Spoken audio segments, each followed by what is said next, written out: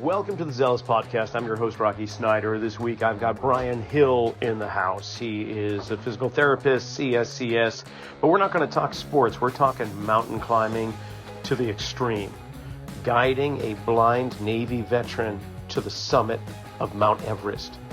Here we go.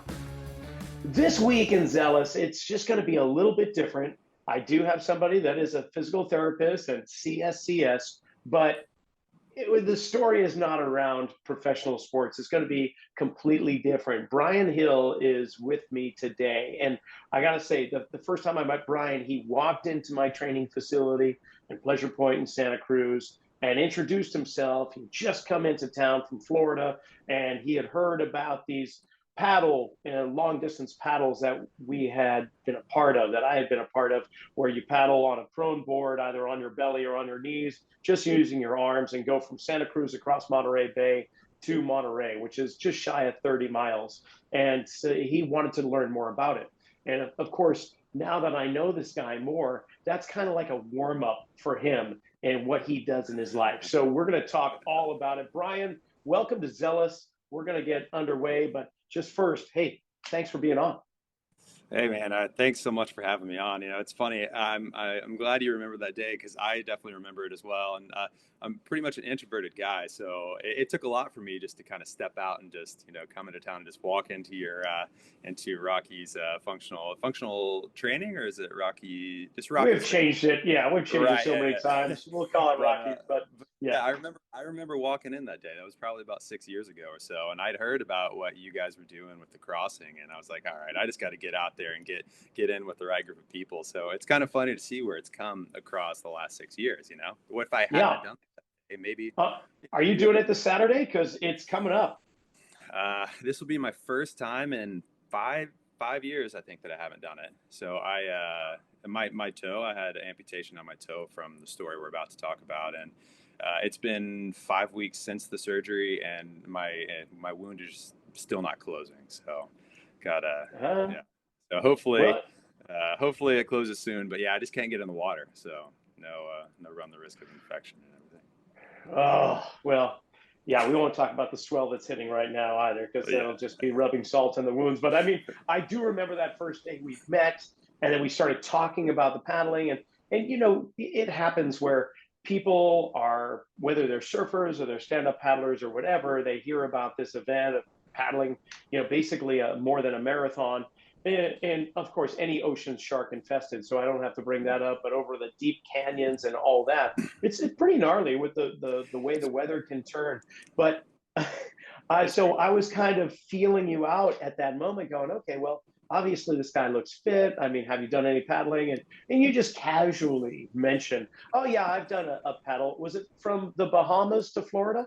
Yeah. The Crossing for a Cure. Now it's called Crossing for Cystic Fibrosis. Yeah, that's a big one too. You leave from Bimini and you paddle to I think it's Lake Worth, Florida. It's about 80 miles across the Gulf Stream, and that's a wild one too. It's different, It's obviously open waters. You start around 1 a.m. and just paddle straight through the night. I mean, it's a big event, but there's something about being out here on the Pacific and paddling over this 6,000 foot, bit of water beneath you, and knowing there's these large whales and elephant seals and all these other things. It's a little bit different story out here. Yeah, and things with teeth we won't even mention. Right. Definitely got bumped on more than one occasion. I just keep your head down and keep paddling. But so what's great is that both events are fundraising, and so giving back to the community, helping those that are perhaps less fortunate or in situations such as families battling cystic fibrosis. Both paddle events, for those that are unaware, are fundraisers for different organizations helping support those with cystic fibrosis, because we find that being by the ocean, that salt water actually is very beneficial for people with CF.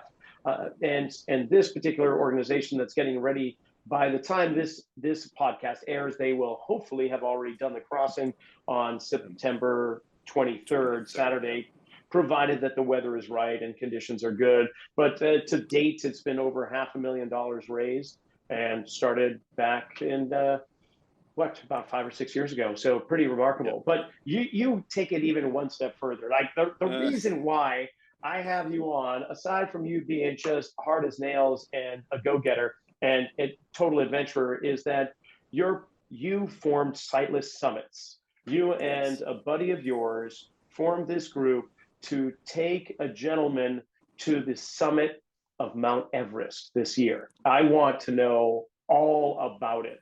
I mean, it's one Yeah. thing to climb Everest, but it's another to guide a sightless individual up there.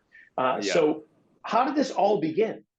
Well, so I was in Nepal in 2021 doing photos for a friend of mine. He was going with his family. He was going to climb Everest that year, and his whole family was going to go along with him to base camp. And he had asked that I come along and do photography, just for the trip along the way, just so they can have memories. So this is my partner now, Michael. Michael climbed Everest that year and is really just kind of a badass, he retired at 38 and has climbed most of the major peaks in the world, and has a big rock climber, and he's biking from Portland, Oregon down to Punta Arenas in southern South America. So just kind of in segments, but just same thing. He just likes to kind of live outside the box and do some pretty wild things. But anyways, him and I were at base camp, and he had met Lonnie on Aconcagua, which is the tallest mountain in the South America. And we were sitting there at base camp, and he's like, I think we need to ask Lonnie. Maybe Lonnie would want to come and climb Everest. And I was like, yeah, we should definitely do that. Not thinking returning or anything. Yeah. So I can't remember if we called or we texted, but either way, we reached out to Lonnie from base camp, and within just a few minutes, we get a message back, and Lonnie's like, I'm in. We'd asked him, hey, do you want to climb Everest? He's like, yes. And it just so turns out Lonnie is a part of something called the Blinded Veterans Association. It's a nonprofit that does a lot of good work for blinded veterans. And basically they had come to him a couple of days prior to us asking him that. And they said, Lonnie, is there any way, like anything you can think of that you can do that can help to expand our outreach? And so we had reached out to him 2 days later, and he was like, he doesn't even really like climbing, but he was like, this is it. This is it. So it's funny because he's a big whitewater kayaker. Just imagine, completely blind, but loves whitewater. Wow. But yeah, this opportunity presented itself, and that's just kind of how the whole thing formed. And that's just the kind of guy Lonnie is too. He's just like anything he can do to help raise awareness for the blinded community, and he's in for. Okay, just for the record, none of you were under the influence of any substances or liquids. No. Fantastic. Okay, so what was the date that the concept came up to the time that you actually summited? So it must have been April of 2021. And so we had, we'd thrown out, obviously, let's just go straight for Everest. Why not? And but then we were like, we kind of took a step back. We're like, okay, we need to just try this out, see how it goes.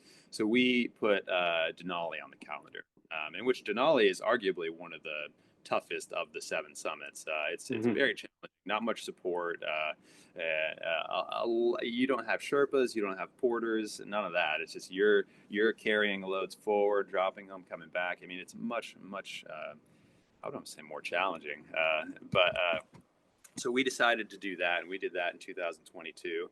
And I thankfully say we made it up to the top, and we did it in pretty good time. And we were wondering, how fast are we going to be able to move with Lonnie? Is it going to go a lot slower, or what's it going to look like? And it turns out we ended up doing it in 11 days, Denali, and it's typically. It really just depends on weather, Denali does, but it's typically like a 14 to like a 20-day trip, roughly. I mean, wow. A lot of people get stuck in their tents for days at a time just because the weather in Denali is so bad. But that mountain just kind of showed us, hey, we can really move. We can move okay with Lonnie. It's not going to be too bad.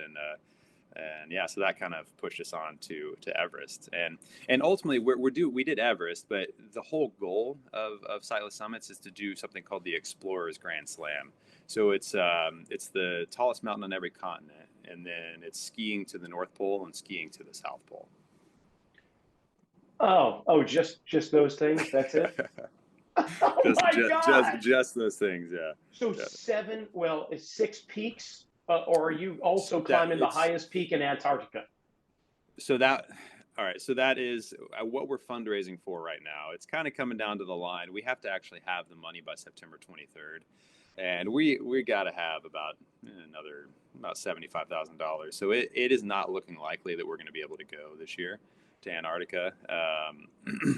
But there's a lot of other things we can do next year, and then we'll just go 1 year later. So. All right, for the listening audience, of course, this is airing after the 23rd, but if you've got some deep pockets or know somebody that does and wants to contribute, we'll put the links in the description below. Okay, so back to Everest, or Denali. First, obviously, it was summertime that you went up to Alaska and did Denali. Yes, yeah, that was June of 2022. Yes. Favorable conditions. Lonnie's Yeah. cranking up there, Yeah. and comparatively to your skill and your pace, was it pretty comparable in terms of Lonnie's ability, or you just have to kind of ease back, Yeah. touch So it down a little bit?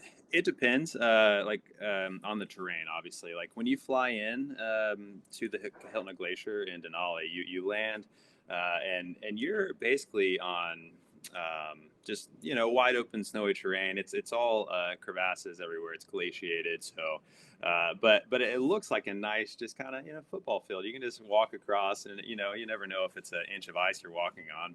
But that kind of terrain, Lonnie can go. He'll won't even hold on to anything. He'll just ask for you to kind of walk heavy, so he can get a good idea of what the terrain is like. Is it hard packed snow? Is it icy? Is it soft snow? And that gives him a lot of information as far as how he should step forward. So basically, you'll get in a line, he'll get behind you, and he'll just follow along. So on that kind of terrain, he flies.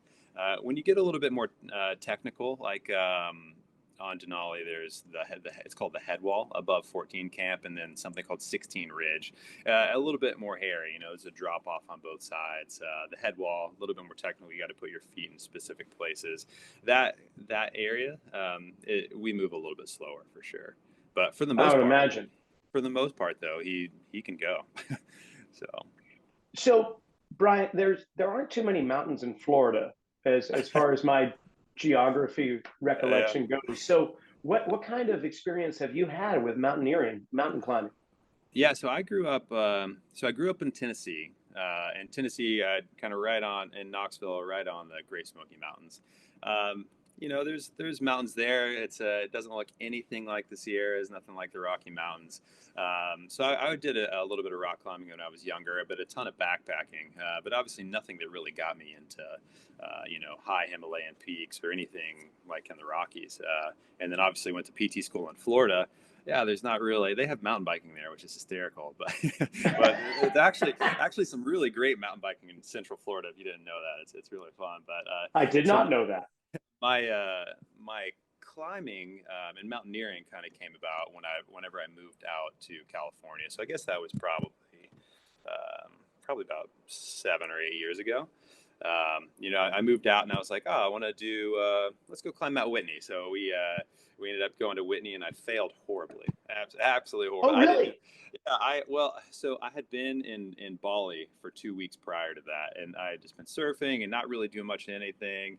And then I fly back to LAX. My buddy picks me up, and we go straight up to Mount Whitney, the tallest mountain in the lower 48. And I'd been sitting at sea level for a couple of weeks. I'd just flown in, and then I just remember that trip. I was like, wow, maybe this isn't for me. I got altitude sickness. I couldn't figure out how to put on my crampons, none of that. But I guess And that's Whitney's like 14,500, somewhere around there, right? yeah, exactly. Yeah, I think it's Yeah. like 14.5 or so. Okay, so then later, I'm imagining, I may be wrong, but you do the biathlon to Whitney from Death Valley. Have you done Mhm. that, where you bike from Death Valley and then summit?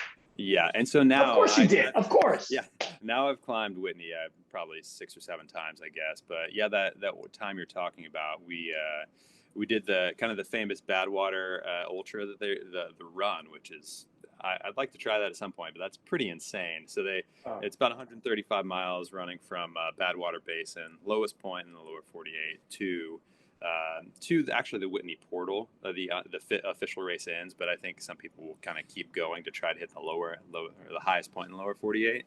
And so yeah, we did that. But we biked it. We didn't run it. So we biked that, and then we went up and put our own little spin on it. So instead of doing the trail and running up the side, we rock climbed the front face of Whitney. So did the East Buttress, which is nothing really it's 5'9" moves are the hardest moves you do, but yeah, really 5'5", 5'7". And you free climbed? No. Oh yeah, yeah. We didn't. You disappoint me. Yeah, we didn't free solo. Yeah, no. But, oh my gosh, that is okay. Yeah. Well, I guess your resume is adding up right now, and the listening audience is going, "Wow, he's certifiable." Yeah. So, yeah. but man, wow, that is an experience. Okay, so obviously, you really trained hard and you trained well, and now it's 2023, and it's time to head to India, and instead of just flying to the Nepali border or into Kathmandu or wherever the case may be, you just had to put your own twist on that too. So that actually was born from the Loda High. It's called the Loda High here in the States, from Badwater Basin to Mount Whitney. I did that with my friend Michael, who is the guy that we started Silent Summits, and then also is the one that I did the Sea to Summit. So from the Indian Ocean to the top of Mount Everest. So Michael had climbed Everest before, and he was just saying, okay, so I'm going to climb Everest again. What can we do that's going to be a little bit different?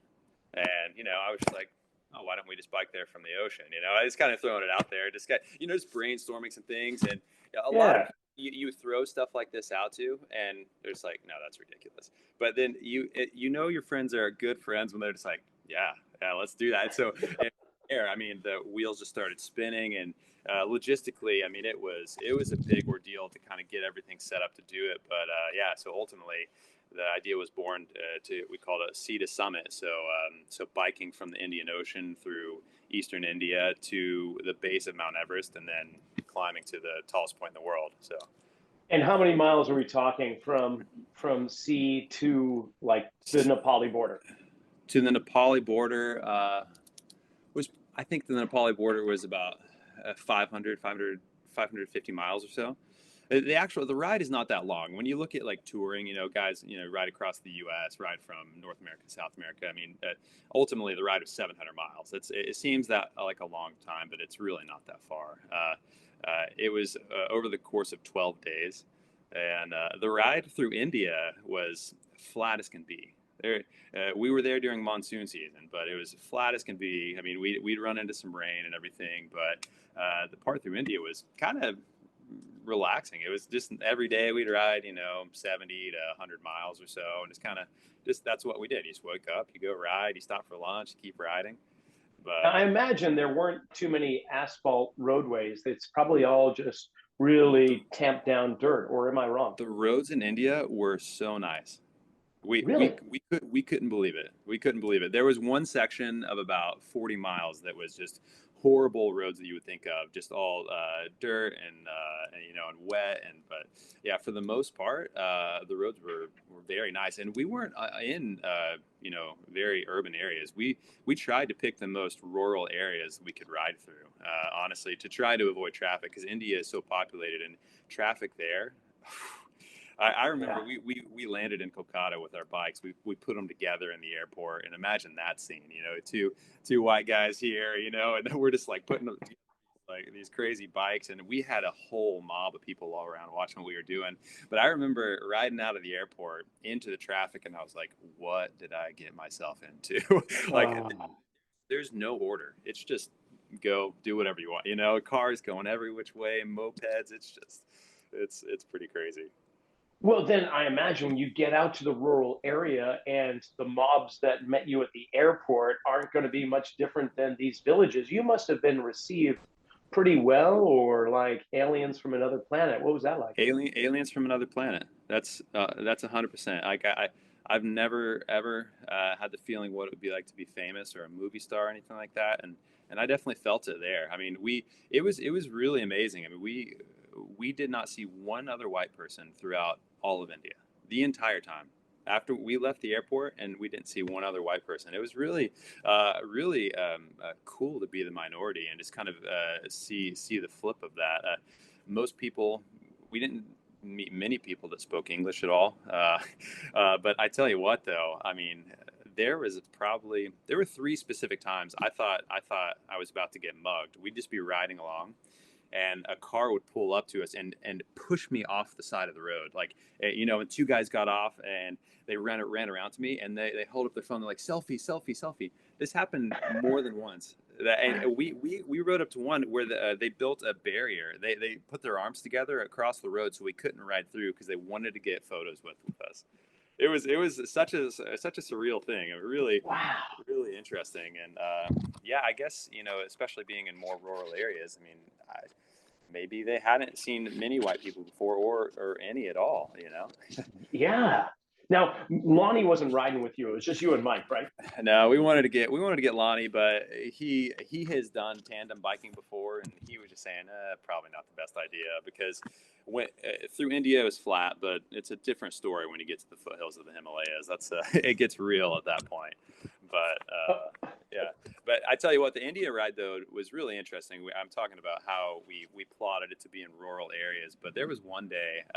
I haven't really brought this story up, and I ended up telling my mom much later, but definitely not while I was on the trip. But we were in this beautiful rural area through the middle of nowhere, like just probably my favorite riding day. Just nice and warm, and just just plains, and just it's actually a nice paved road out in the middle of nowhere. I was so surprised.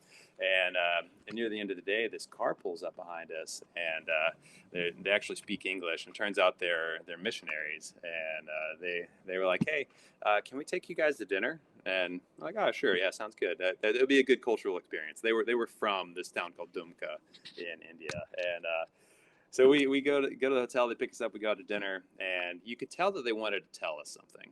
Something they felt like something was wrong. And I'll never forget this. The father was just like, the only reason that you're sitting with us right now is because God was with you today. And I was like, what are you talking about? So when you plan your route through India, you think about, like, okay, where are the nice roads? How do we stay away from cars? You don't really plan thinking about extremist groups. so Oh, so yeah, that's low on the list for sure when I so travel. I didn't even think about it, but these people we were having dinner with, they said you rode directly through like this hotspot of this. I guess they're called Maoists, Maoist, Naxalite group. It's like a communist party of India trying to overthrow the government there. And I guess we had ridden directly through their little village and like the area that they're in. And these people, like, I cannot believe that you weren't, one, killed, two, taken and held for ransom, something. I just can't believe it. And I was just like, oh my gosh, what in the world? So Oh, at that point, we still had another, another 100 another 100 miles to get out of India. And for me, it's interesting. Before that, I was waving at everybody, hey, how's it going? Super. But after that, man, I had my head down, just like not really talking to many people, just. But oh yeah, my gosh. so that was interesting. That definitely was a bit of a scare. And I know I told you, but we finally got to the Indian border where we were going to get out of the country, right? Yeah, this is And what I want to hear about too. where we finally get to leave. All I wanted to do was get out of India at that point, right? I just figured somebody was going to grab the two white guys in spandex and, hold us for ransom, and Well, maybe they left you alone because of the spandex. You maybe got to that's consider that. But anyway. So we show up to the Indian border, and they don't speak any English whatsoever. We just hand them our passport, and they're like, no. We're just like, what do you mean? No, like, and then they won't hand us our passports back, and they just take us and they put us behind their stand there, and they're like, just stay here. About 2 hours later, the local military commander shows up. He speaks English, really nice guy, and he was just like, obviously grilling us everything.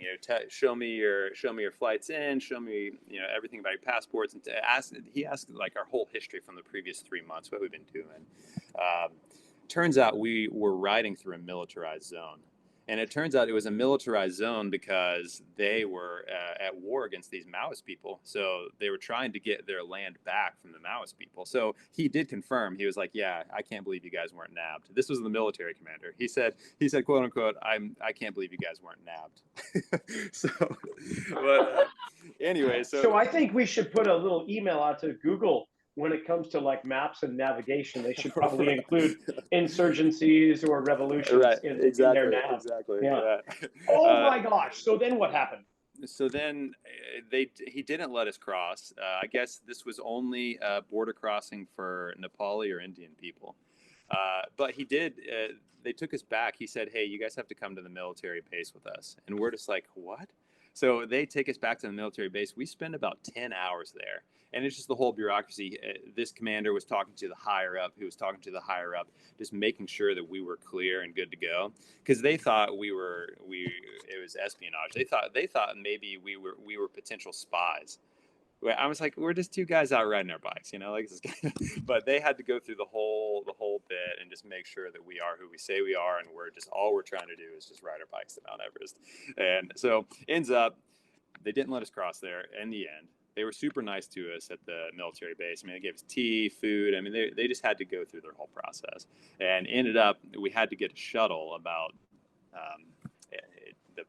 It should have been an hour long drive, but it ended up being about 5 hours northwest to a different border. So that obviously added on quite a bit of riding time for us.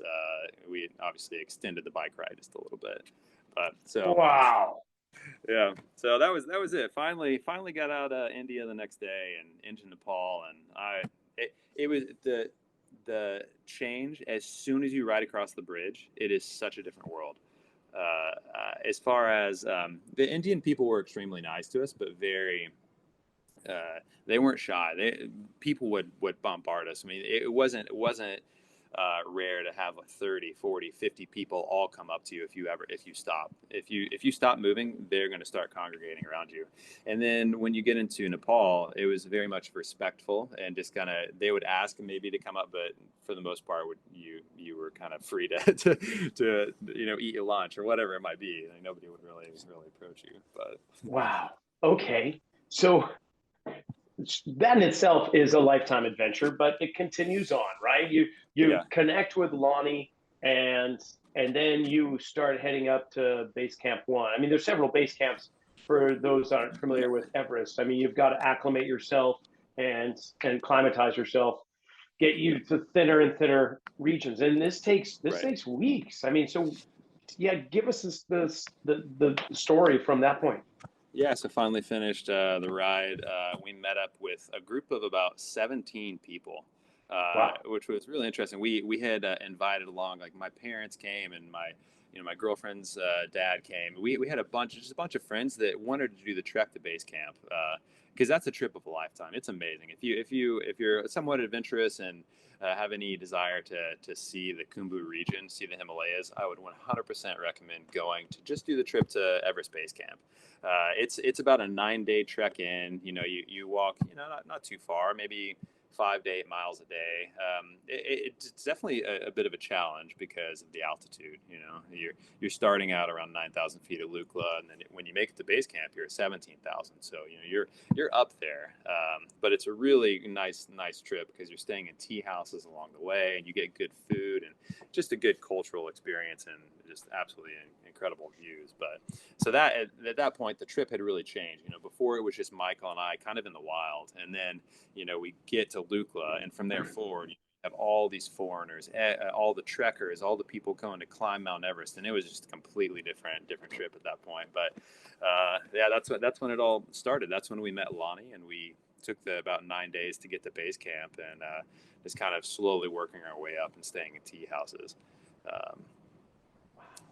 Okay. Yeah, so then you make it up to base camp, and now. Well, by the way, this is was this April, May? When was this? This was April. So we met April, yeah. everybody April 6th, and I think all the trekkers were gone by April, I think 16th. Okay, so So April 16th, everybody's gone.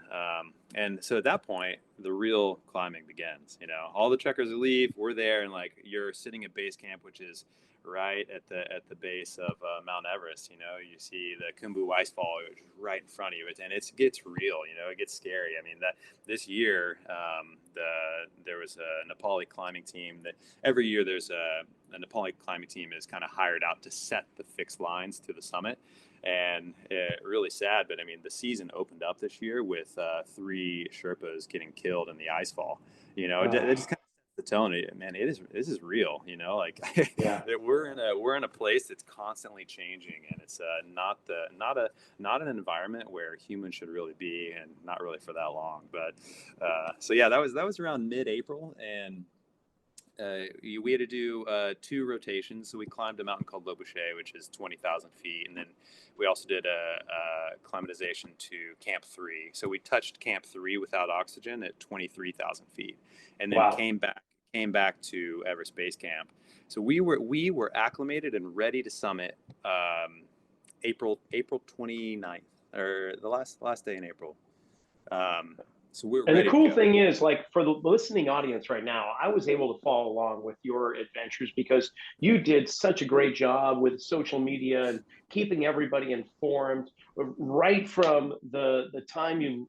I have a vivid memory of photos of you in the airport putting your bikes together, and then your travails, your traverse all the way across India, and now up there, base camp. It was such a joy, and I gotta say, Brian, if you ever want to change careers, you could be the Ansel Adams of the Himalayas. Your He, photography is amazing. So yeah, follow Brian on social media. I'll put the links again in the descriptions along with the fundraising event that he's going through, the drive that's happening, because those photos are just sensational.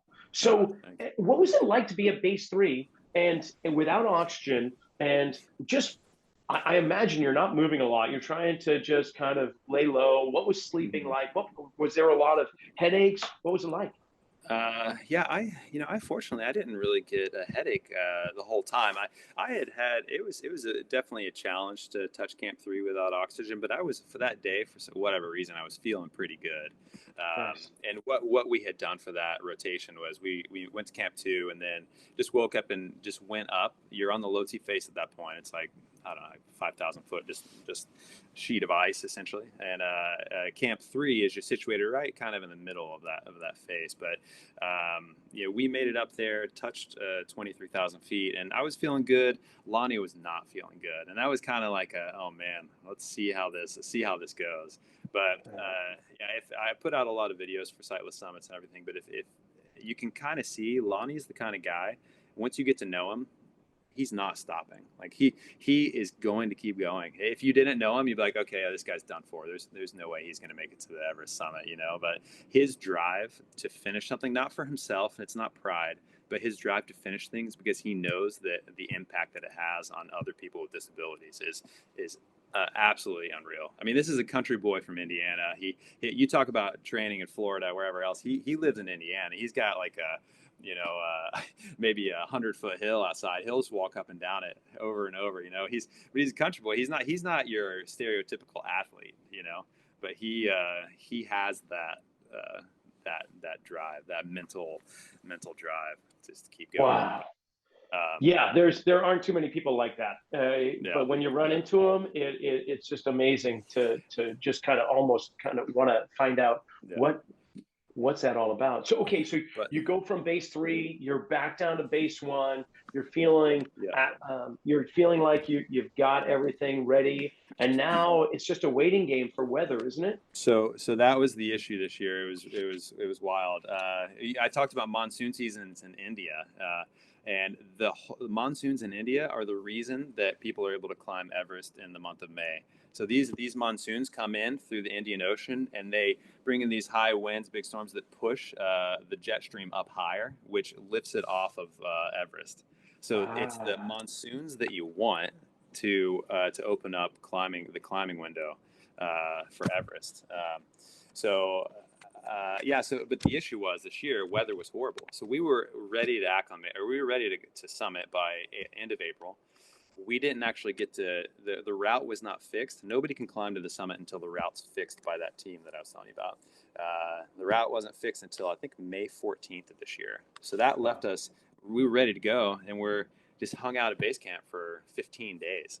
15 How days. many other groups were there? How many other people were waiting? Oh, I think in our team there was only 6 people, but I mean, Everest Base Camp, it's like a Small town.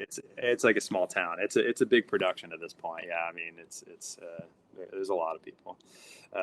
So it opened May 14th, and we had gotten wind that more than half of the people that had permits to climb this year were going to go. So we were like, you know what?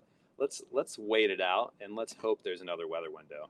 So all these people went for the initial summit push. They left, May 14th. Some people summited on the 14th, but left on the first weather window, May 14th. And we ended up getting another one about 3 days later. And it worked out really well because there's actually May 14th, the summit opened. May 29th, it closes. The icefall doctors stopped maintaining the icefall at that point. So that's 15 days that you have. And so That's it? That's it. Yeah. So we let we let the people go for the first weather window. It's kind of risky because there may not be another weather window, and you don't get a refund.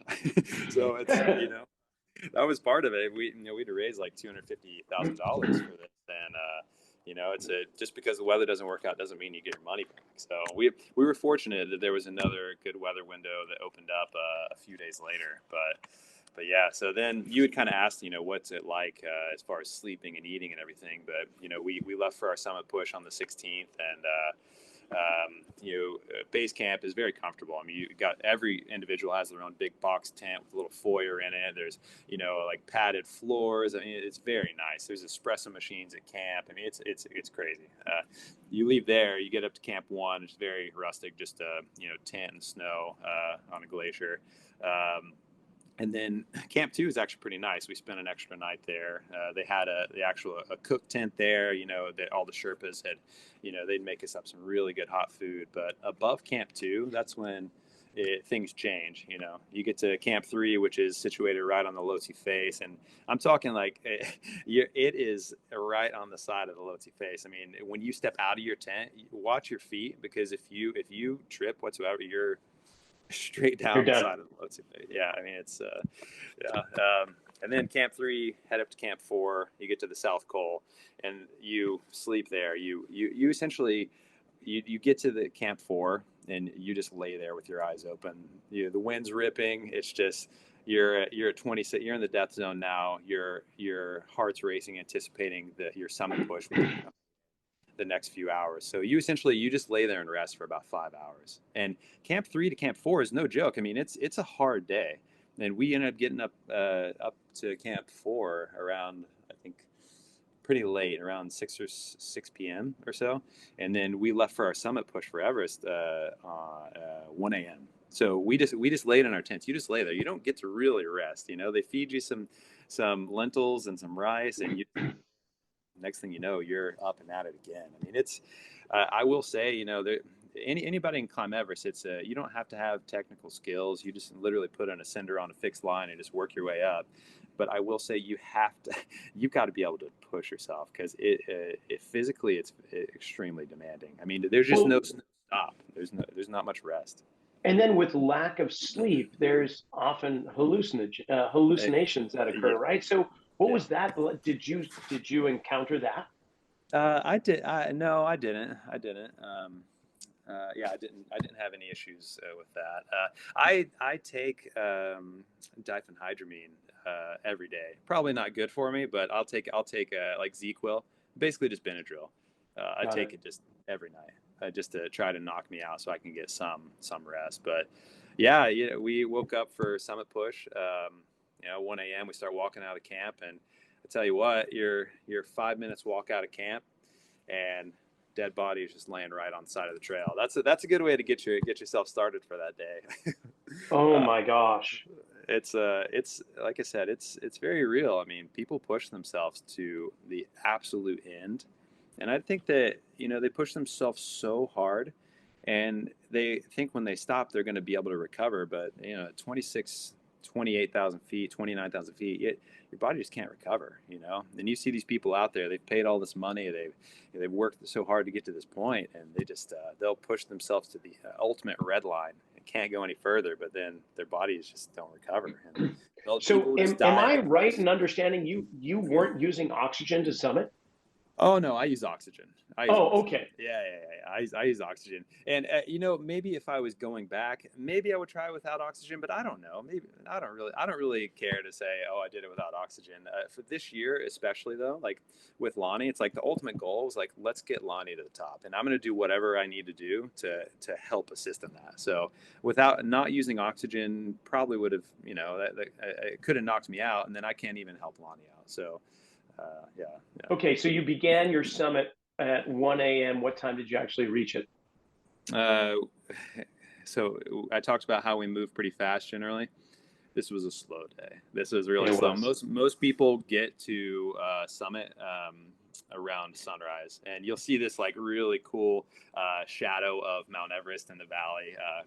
We summited around 4:30 p.m. It was Oh, actually rather scary. We're going up, and people are like, "Are you guys still going up, or why are you not turning around and going down?" And we're like, this is what we got. So pretty much every day, you wake up and it's a nice, beautiful morning, clear, light winds. By the afternoons, the storms come in. And so that's where, that's why people try to leave early in the morning, get up there, summit, and get back down. So, we just had to slowly make our way and go as fast as we could, but in a safe way. And yeah, it was about or just after 4 p.m. that we actually summited. And I remember that, that's the first time I got a little bit scared. I was like, this is kind of like a horror movie, like you've seen all these bad things that happen on Everest, I was, it was just pouring snow. The wind was ripping, we couldn't see anything from the summit. Which was kind of fitting that we were with a the blind, sightless, yeah. which was kind of cool in some ways, because it's like, hey, it's not about what we can see here, it's about the significance of getting this man here, and like what that means to other people, so that was kind of cool. But yeah, it was scary, because like, man, we have a long ways to go. And I remember heading back down, got to the south summit, and at about that point, it was getting dark, and we're just like, man, we had the whole called the triangular phase. We still had to descend 3,000 feet of fixed lines to get down. And man, that was a little bit eerie. I had seen a guy on the south summit as we were going up, sitting there just really tired. By the time we had made it back and going down, the Sherpas were just lowering his body back down the side of the mountain. I mean, it was like all these things were coming together. I'd mentioned I had my toe amputated, my right foot at that time. By the time we got South Summit back down to something called the balcony at 27,000 feet, my right foot was just throbbing. It was hurting so bad. It was pitch black outside. It was getting colder. The wind was ripping, and man, I was just like, oh, I hope to God I could make it back to the South Pole and be okay. Oh my So gosh. it was pretty wild, pretty scary, but Obviously, you did. You made it back. Yeah, there's a little yeah, surgery on that toe of yours, but yeah. I took a glimpse of it last week or the week before, and it looks like it's doing It's pretty well. Maybe it's not fully it's healed, but it's you doing still well. have it. It's I still have it. Yeah, I still have it. And it literally, I mean, it was not even. It's basically just the end of my toe was chopped. It just turned into dry gangrene, and it just obviously wasn't coming back. So yeah, I had it taken off, but it doesn't really affect my function much. I mean, I've been jogging, I've been playing golf, I've been weightlifting, all this kind of fun stuff. But maybe that's why it hasn't quite healed yet. I don't know. Oh, well, uh, what's wild is this entire episode we really haven't talked about conditioning or rehab or right. anything else. But Yeah. for obvious reasons, this is just an amazing story. I'm just thrilled to call you a friend and have you share this here. So, okay, 7 continents, South Pole maybe out for right now because deadlines really looming in the next few days. So let's just Yeah. put that off to next year or whatever. How many other summits, how many other continents do you need to check off your list? And is So, Lonnie going to be accompanying you, or you have other so, people that might join you? so it'll just be Lonnie and Michael and I. And so Lonnie, before I'd met him, had already done Aconcagua and also Kilimanjaro. So he's knocked Hmm. out 4 of them. He's got to do Mount Elbrus in Russia. It's closed right now, but there's rumors that next year you can go to Russia and climb Elbrus. It's a quick mountain. You do it in 2 or 3 days. You actually on the north side of Elbrus, you can take a snowcat up and just walk the rest. It's nothing really technical. Actually, that's What's the the highest? side. The And north what's the side is highest in Australia? so Australia is a pretty small mountain, and so it depends on who you talk to as far as the 7 summits go. But most people would recognize Karsten's Pyramid as the 7th. So it's not actually in Australia; it's a part of Papua New Guinea. Oh, okay. So it depends on who you talk to. Some people say, "Oh, you got to go do the one in Australia," but it's like a hike, you know. So the one in Papua New Guinea, I want to say I don't know. It's maybe 16,000 feet. It's not that high, and it's more of a rock climb than anything. Do you have any of these on your calendar? Yeah, so we just now we're kind of figuring out that hey, we're probably not going to be able to do Antarctica. So I actually need to have a phone call with Lonnie and kind of talk that out. But it turns out next summer they are going to do a trip to the North Pole. So that might be Ah, something. We might do the North Pole.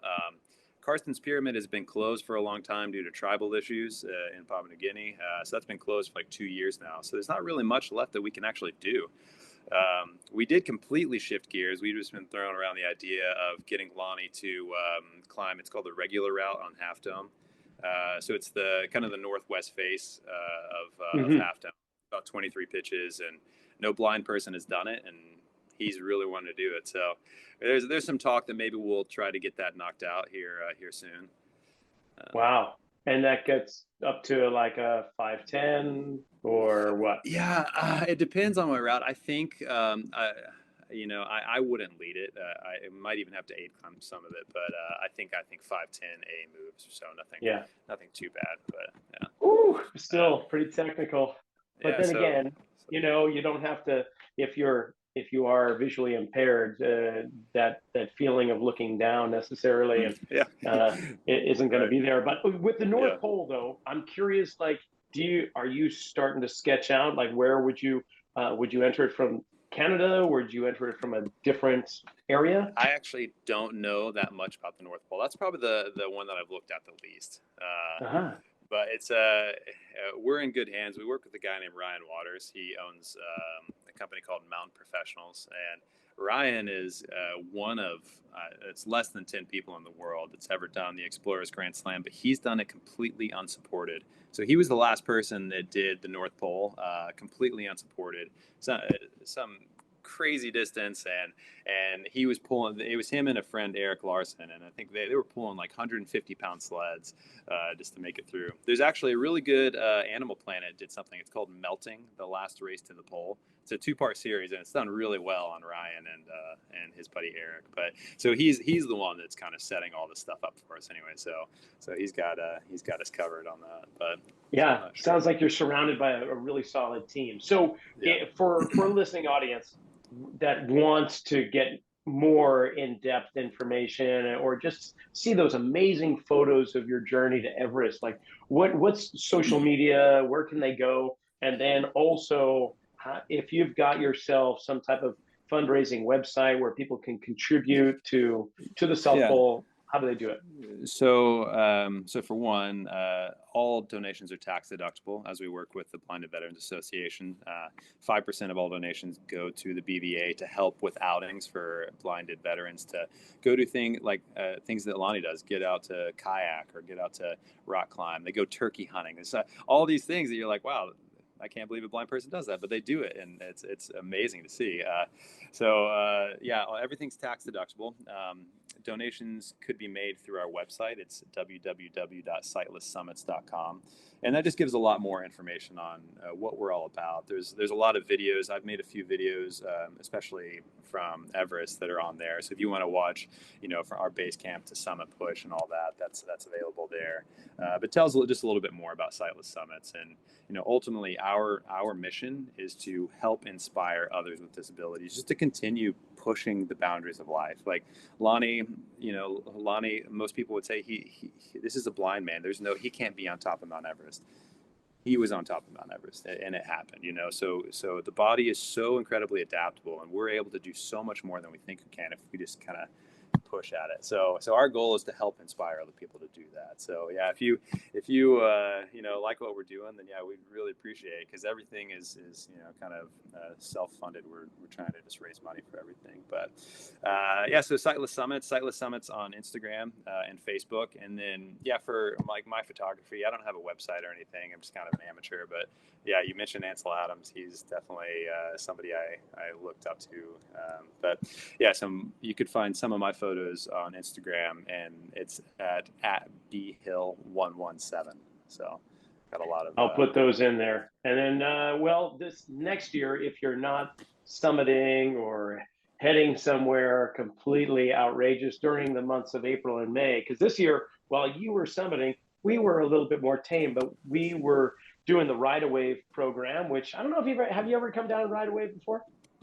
I don't know. I know. Right. I haven't. I've heard of it. Well, yeah. We get the School for the Blind, burn foundations, children primarily with learning disabilities, neurological deficits, or whatever. We take them for a day at the beach, where we take them surfing, tandem surfing, and kayaking and boogie boarding. So, heck, if you and Lonnie find yourself sticking around Santa Cruz or whatever during the months of April and May next year, we'll be at Cowles. This was our 25th year of doing it. So it's kind of a nice thing to get back into it after COVID. But I mean, it's not climbing Everest, but dropping in on a nice little wave with somebody is sure fun. I tell you, there's different for Everest for everybody. It's like, it doesn't have to look like just climbing a big mountain. So pretty epic stuff. But Brian, I can't thank you enough. I mean, sharing the story, I've heard snippets, but to get the full-on lowdown of what transpired, man, you're one of my heroes, and I'm so glad to know you, and I'm so glad you're doing what you're doing with Lonnie and Mike and the rest of the gang, and I wish you nothing but the best. Yeah, thanks, Rocky. Really appreciate having me on. And that's a wrap for this episode of the Zelos Podcast. I want to thank Brian Hill and Sightless Summits for coming on and sharing what an amazing journey that he just got through, and the excitement for what's to come. Be sure to follow us on Instagram at Rocky_Snyder. You can always catch us online, zealospodcast.com, or anywhere you get your podcasts. We'll see you next week.